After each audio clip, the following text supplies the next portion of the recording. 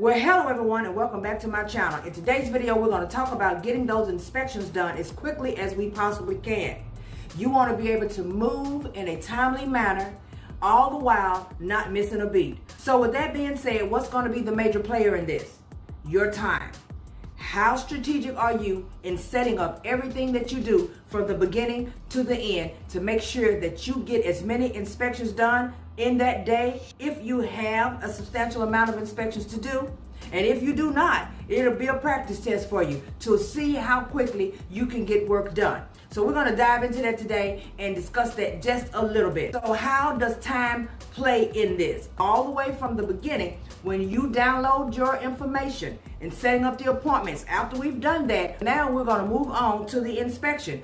When you get in your car to go to your location, you want to make sure that you have all of your ducks in a row. You want to make sure that you have everything lined up, what you're going to do from the beginning to the end. This is going to help you to get everything done in a timely manner. So when you leave the house, you know for a fact where you're going, okay? If you don't know for a fact where you're going and you're worried about that, then you need to do your research as soon as you download your file. Google it. See exactly where the location is. Already know where you're going. Become familiar with the location. I do this all the time, especially when I am not familiar with a street or it seems as though the zip code I haven't had in a while and I'm like, where is that at?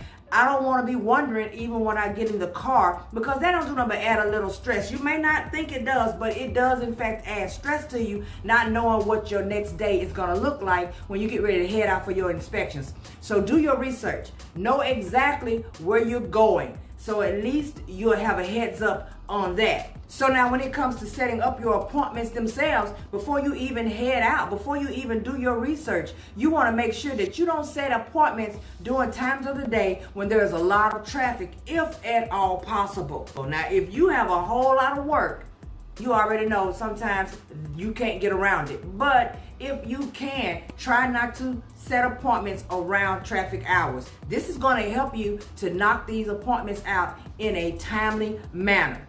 Also, outside of doing your research and the traffic, you want to make sure that you know exactly what you're going to do. A lot of these insurance companies are not going to tell you what pictures they want you to take. You have no idea. They're not going to give you any sort of information, and you have to figure it out.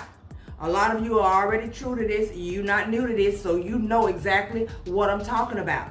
There are those that will give you a list of photos that they want, but then at the same time, there may be extra photos that are not on the file that they will ask you for later. So make sure you know what you're going for. Now that you know what you're going for, the next thing you want to do is make sure that before you leave the house, you already know in what order you are planning to get these photos, okay? And with that being said, do not let the insured distract you from the way you want to work, all right? Because I have to say that I have experienced this a time or two, okay? Well, more than a time or two, where I'll get to a location, I already know exactly how I want to do things so that I don't get thrown off, so that I don't mess around and leave and be done missed out on a photo that I know that they're probably going to ask for, even though it may not be on the paperwork.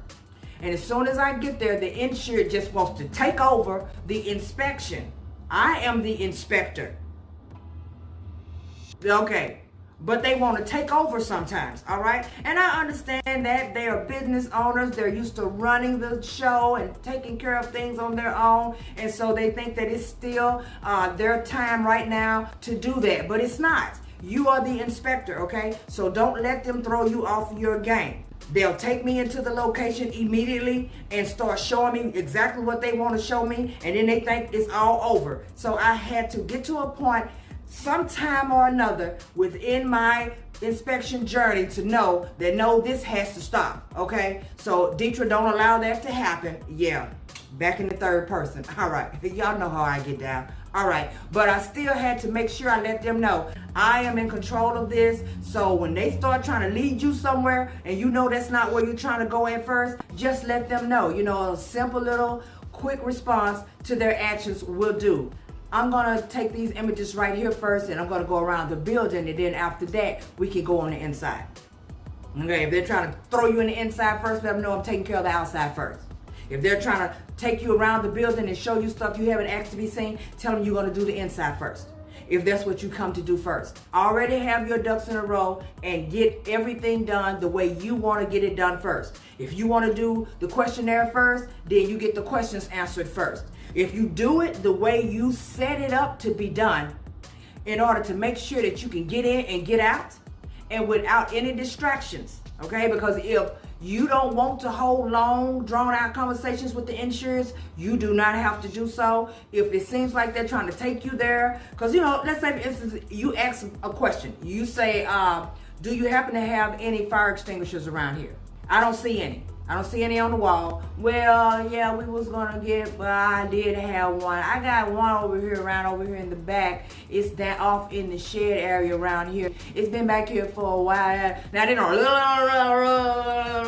and you like, no. That's a little bit too much. That's what you're thinking to yourself. Don't say that. Okay, I gotta make sure I say, don't say that, okay? But if they're taking you around in circles, you want to bring them back. Okay, well, okay, I understand. If it's in the shed, then it's not serving its purpose. So let's just move on. Write it down on your paperwork that they don't have fire extinguishers on the wall like they should be, and keep it moving. Stay in control of the situation. Make sure you look back through your photos before you leave and head out to go to your next location.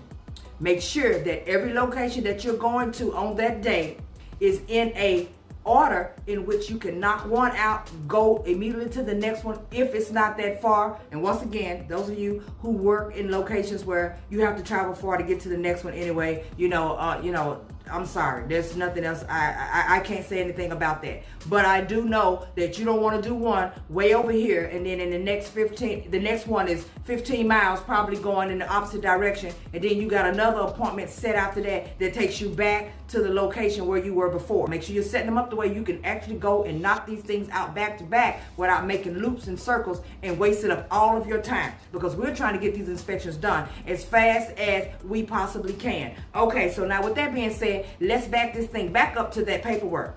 When you're at a location and you are asking the insured about questions on the paperwork, there's going to be times when they're not going to know all of the answers on the paperwork, okay?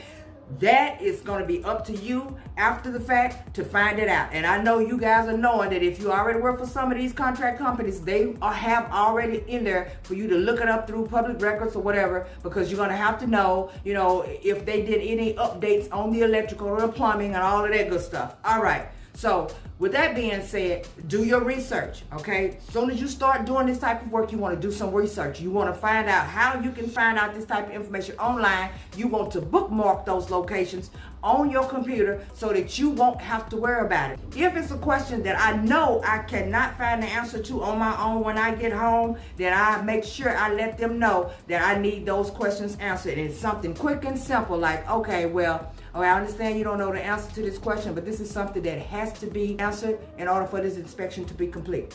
Is there someone you can call while we're here now at this location so that we can get these questions answered? Most of the time there is someone who they can call to find the answer out. And the reason why I say that is because most of the time it's not going to be the owner who's going to meet you there. It's going to be some sort of agent, somebody from the management company, or just some sort of contact, somebody who works already at a location, who's there, a tenant who is renting out the location if it's commercial. So you're going to have to make sure that you can get those questions answered. Make a phone call, okay? I can't tell you how many times I've had people making phone calls. By the time I leave and finish with everything I need to do in order to go to the next one, I have the answers that I need, and there's no slowing down on what I'm doing for that day.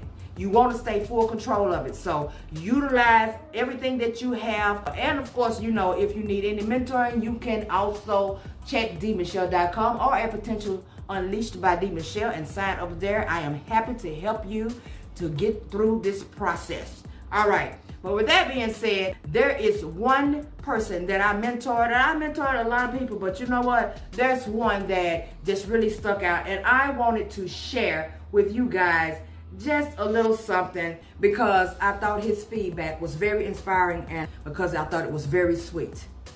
He says, I had the privilege of being mentored by Deidre, and I can't say enough great things about my experience with her. Oh my goodness.